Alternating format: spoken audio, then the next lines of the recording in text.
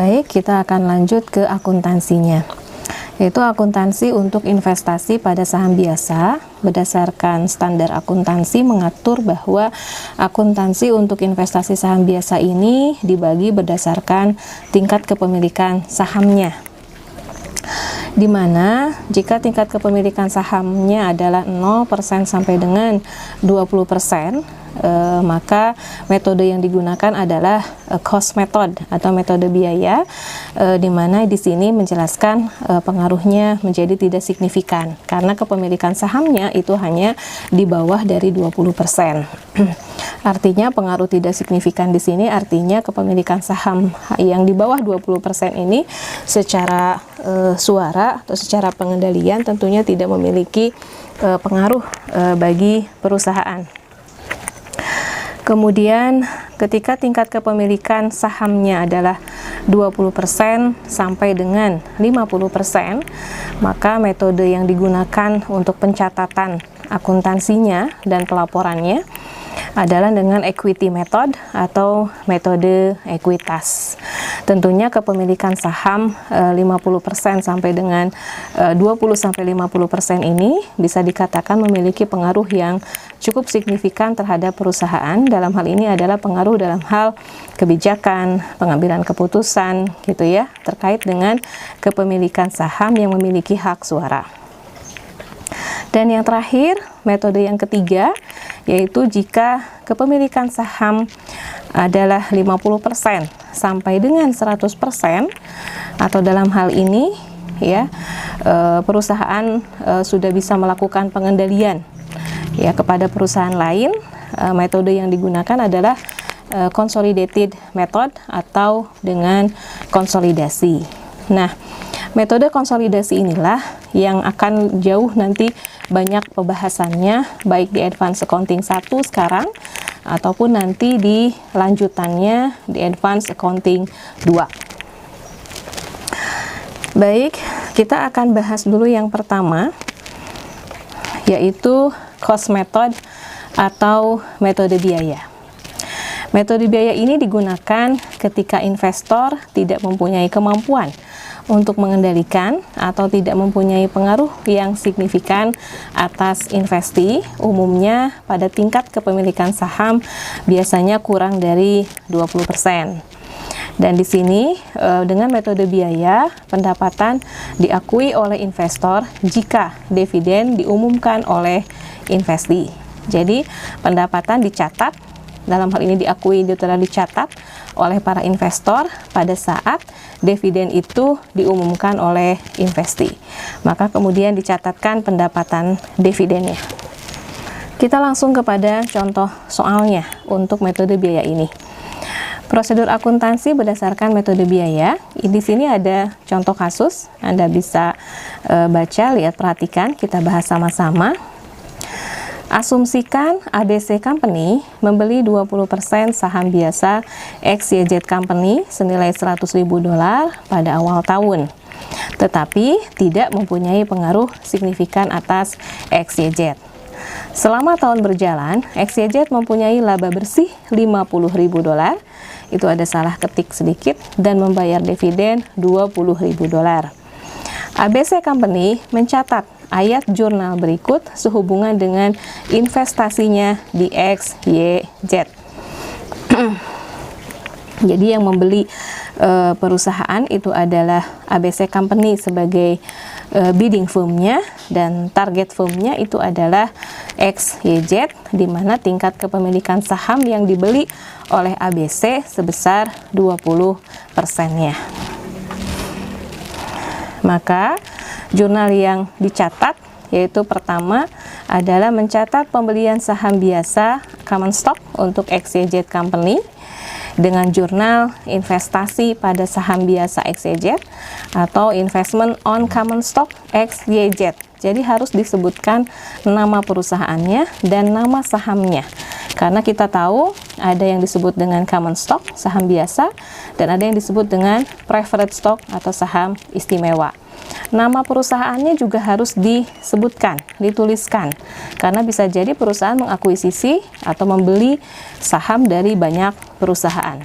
Seperti di sini disebutkan investasi pada saham biasa XYZ atau investment in common stock XYZ. Pada kas nilainya adalah 100.000. Dan yang kedua, berdasarkan transaksi tadi kita mencatat pendapatan dividen. Pastinya gitu ya, kita sudah tahu semuanya, Anda sudah mempelajari di intermediate ya, intermediate accounting 2 untuk investasi jangka panjang bagi perusahaan. Salah satunya adalah saham, di mana pendapatan dividen ini yang diperoleh dari XYZ, perusahaan XYZ sebesar $4.000 dengan jurnal kas pada pendapatan dividen sebesar $4.000. 4.000 ini dari mana? Tadi pembelian sahamnya adalah 20% ya. Sementara dividen yang dibayarkan oleh ABC adalah sebesar 20.000. Jadi ABC membayar dividen 20.000 ini adalah untuk semua perusahaan. Sementara dalam hal ini XYZ itu dibelinya 20% ya. Maka 20% dari 20.000 total dividen ya, ini adalah besarnya 4.000. Maka jurnalnya adalah kas pada pendapatan dividen sebesar 4.000. Jadi 20%-nya saja.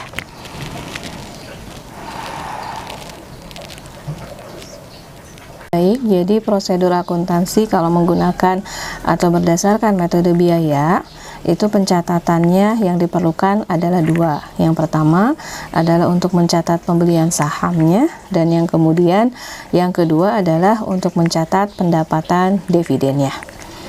Berikutnya adalah metode selanjutnya, yang kedua kita akan bahas untuk equity method atau metode ekuitas.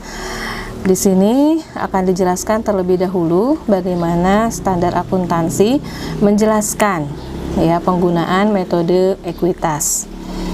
APB 18 Accounting Principle Board nomor 18 tentang the equity method of accounting for investment in common stock, yaitu tentang metode ekuitas untuk investasi pada saham biasa, mengharuskan metode ekuitas dipergunakan untuk pelaporan investasi dalam saham biasa berikut ini. Yang pertama adalah untuk corporate joint venture. Itu adalah perusahaan yang dimiliki dan dioperasikan oleh sekelompok usaha kecil, di mana syaratnya adalah tidak ada satupun perusahaan yang memiliki kepemilikan mayoritas dalam saham biasa pada joint venture tersebut ya.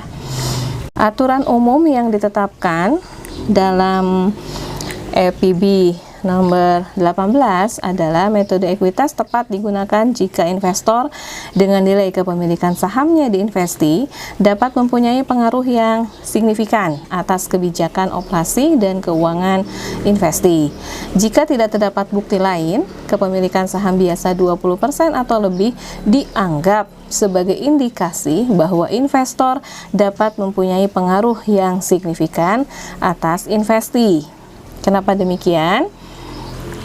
Karena dalam APB juga mengatur ada penunjukan bukti lain mengenai kemampuan untuk mempunyai pengaruh signifikan selain daripada kepemilikan saham 20 sampai dengan 50%. Di antaranya yaitu yang pertama adalah perwakilan dalam dewan direksi, dan yang kedua partisipasi dalam pengambilan keputusan atau kebijakan, yang ketiga transaksi antar perusahaan yang sifatnya material ya. Materialitas ini sudah dibahas di auditing ya, konsep tentang materialitas. Kemudian yang keempat adalah pertukaran personel manajerial, dan yang kelima ketergantungan teknologi, dan yang tadi 20% sampai dengan 50% adalah aturan nomor 6 bahwa besaran investasi dalam kaitannya dengan konsentrasi pemegang saham yang lainnya. Baik, kita lanjut kepada bagaimana prosedur akuntansi berdasarkan metode ekuitas. Kita lihat bagaimana jurnal pencatatan dan pelaporannya. Di sini sudah ada contoh soalnya. Kita baca dulu sama-sama ya, kita perhatikan sama-sama. Asumsikan Ajax Corporation membeli 40% saham biasa Barclay Company pada tanggal 1 Januari 2001 senilai 200.000. Barclay pada tanggal tersebut mempunyai aktiva bersih Barclay dengan nilai bukunya $400.000 dan nilai wajar $465.000.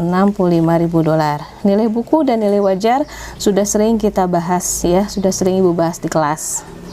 Bagian Ajax atas nilai buku aktiva bersih pada saat akuisisi adalah 160.000, yaitu dari 40% dari 400.000. Selisih lebih nilai wajar di atas nilai buku sebesar 65.000 yang terdiri dari 15.000 peningkatan nilai tanah Barclay dan 50.000 peningkatan nilai peralatan Barclay. Dan sebesar 40% bagian Ajax atas peningkatan nilai aktiva Barclay digambarkan dalam sebuah tabel.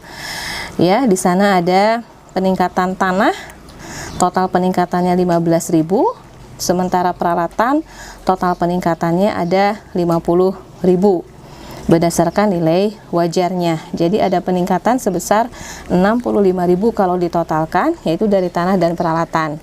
Dari total peningkatan yang ada, bagian Ajax itu adalah 40% kepemilikan sahamnya, maka bagian Ajax tanahnya meningkat 6.000 dan peralatan meningkat 20.000, sehingga total bagian Ajax 40% dari peningkatan nilai aktiva Barclay adalah sebesar 26.000.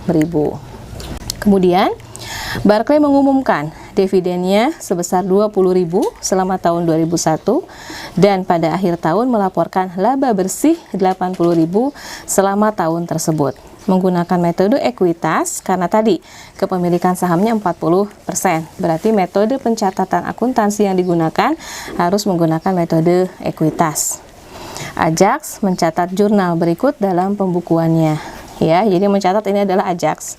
Yang pertama adalah mencatat pembelian saham. Ini pasti selalu ya. Yang di awal itu adalah mencatat pembelian saham biasa Barclay. Investment on common stock Barclay pada kas nilainya adalah 200.000.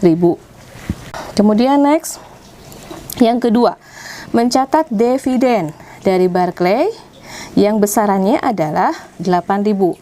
8.000 dari mana? 40% kepemilikan sahamnya dikalikan pengumuman tadi dividennya sebesar 20.000. Jadi 20.000 dikali 40%, maka dividen dari Barclay itu adalah nilainya 8.000 dengan jurnal kas pada investasi pada saham Barclay. Dan yang ketiga, nah ini yang membedakan dengan metode biaya tadi yang pertama. Ya, yaitu mencatat pendapatan metode ekuitas. Pendapatan yang diperoleh dari anak perusahaan atau pendapatan dari investi yang besarnya adalah 32.000.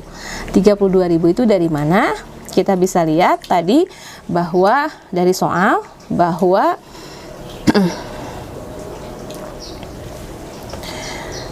bahwa Barclay ya, selain mengumumkan dividen sebesar 20.000, juga melaporkan laba bersihnya 80.000. Jadi pada saat Barclay mendapatkan laba bersih 80.000,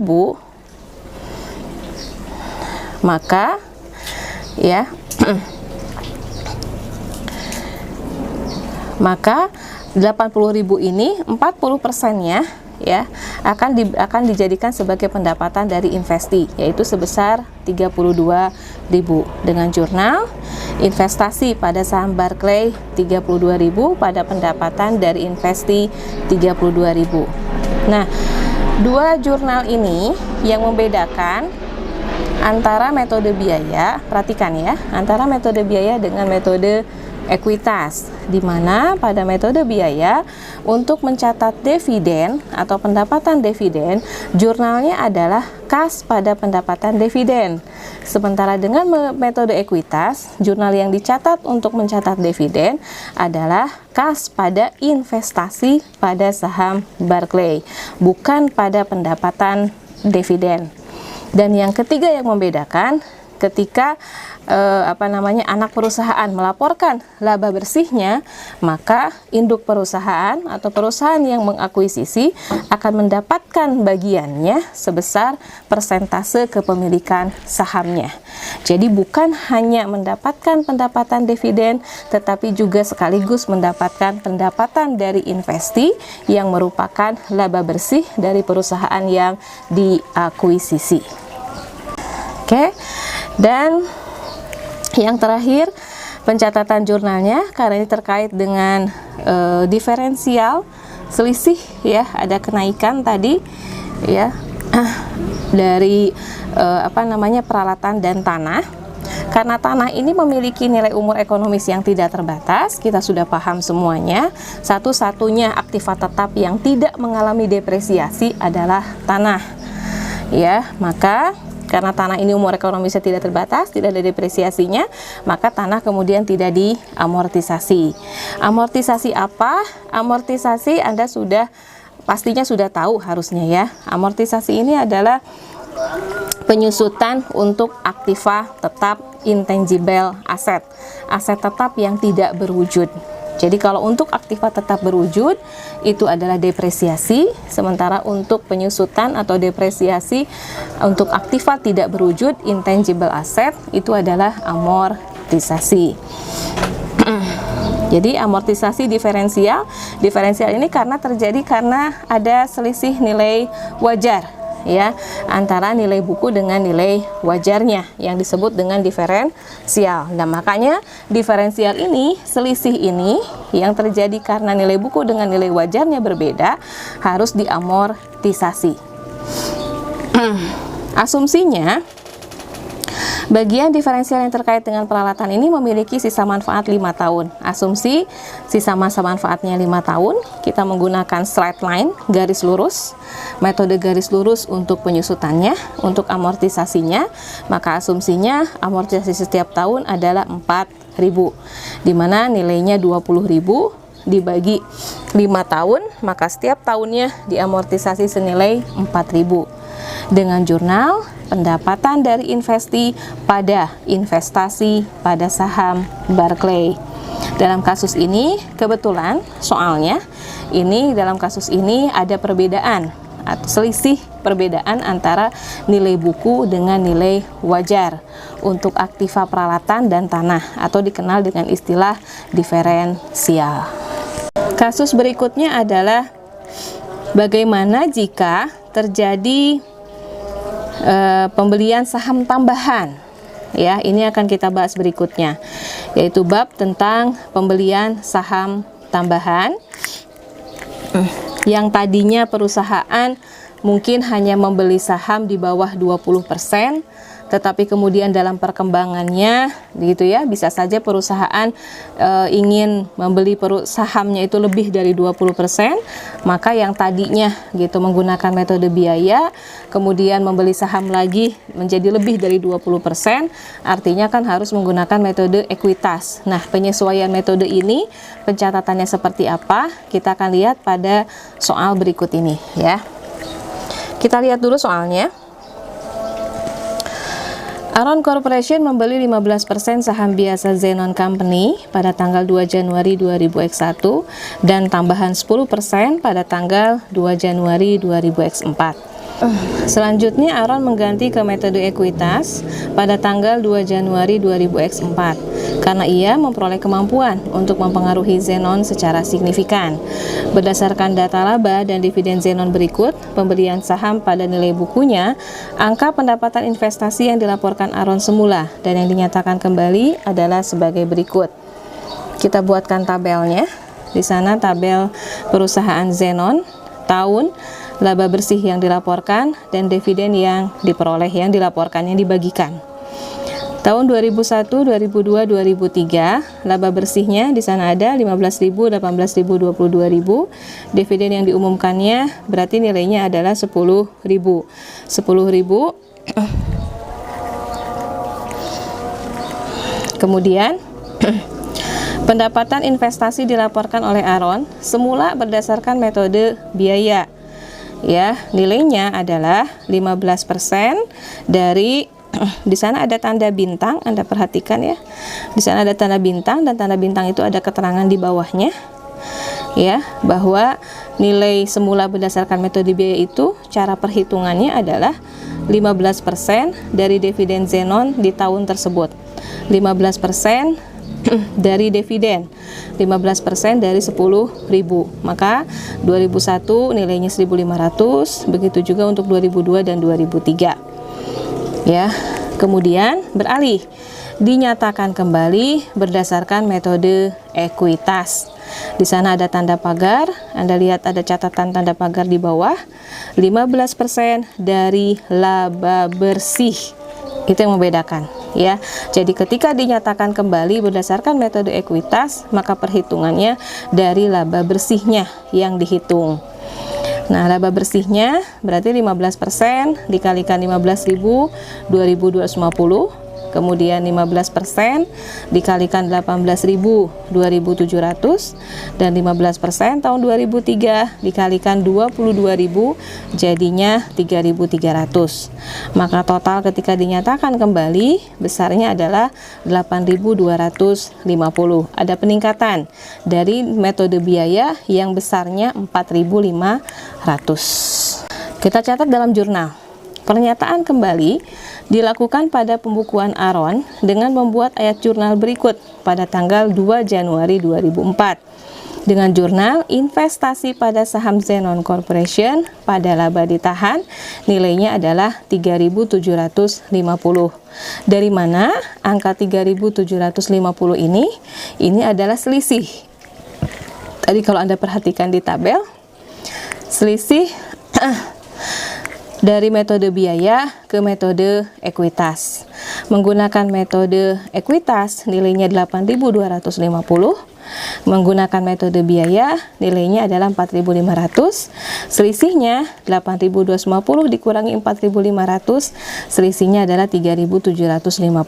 Nah, 3.750 ini kemudian yang di-adjust, yang dicatat dalam jurnal investasi pada saham Zenon pada laba ditahan. Dan terakhir, di tahun 2004, jika Zenon melaporkan laba bersihnya sebesar 30.000, asumsi ya, Zenon melaporkan laba bersihnya 30.000, maka pendapatan investasi Aron akan sebesar 7.500. Dari mana? Yaitu 25% dari laba bersih Zenon. 25% dari mana? Tadi metode biaya 10% di awal, kemudian berganti dengan metode ekuitas menjadi 15% peningkatannya. 10% ditambah 15%, maka di tahun 2004 persentasenya kepemilikan sahamnya menjadi 25%. Begitu ya penjelasan untuk pembelian saham tambahan. Ini adalah bagian terakhir, soal kasus terakhir yang kita bahas pada bagian yang pertama.